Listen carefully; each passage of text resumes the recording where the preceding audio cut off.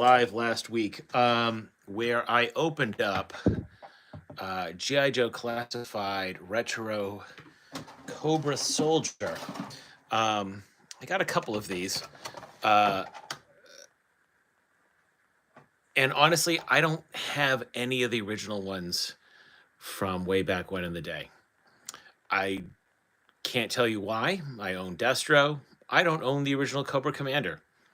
I own a myriad of other Cobra folks. I'm not sure why I don't own this one. I don't know. You know, go the mind of a kid I can't get back into. So I will say this: I did like this one. It just has this nice old school feel, where you're reading the first like 25 issues of GI Joe back in the day. And the detail on them is pretty fantastic. I mean, there's wrinkles all over the uniform, the back of the helmet, that comes on and off as well. It's just a great figure. This keeps showing up. It's okay. I could do without that. He's got this, which is an old throwback to things. I found that particular one fit better. But yeah, it just feels like an old school figure. Come on, I know Hasbro's going through some stuff right now, but God, do we so want a cartoon based on these figures, because the figures are so good. And I almost feel like we need some sort of, like, I don't know, like a Japanese American versionized cartoon.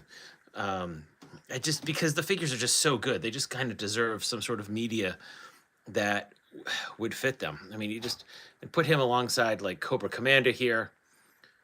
I mean, look, it's just exquisite. I mean, these guys there and at Hasbro the details on the figures are fantastic. There really is a big love there. Just back and front. I mean, they could have neglected the back too, and they didn't. Like, it's stupid. Like those finite details on his butt there with his pockets. Same thing with that. That's incredible. Did not need to happen. Did not need to happen. And yet they're doing it. Yeah, I'm going to put this up somewhere. I've got a whole group of figures I've got to display somehow. I don't know how I'm going to do it. I'm working on lists and details. That's probably a winter project when it's cold and snowy here in New England. So who knows? And again, you put him next to Stalker. Here, we'll push Cobra Commander aside. I mean, it's just a throwback to a different era when things were a little more simple, even though they were more complicated.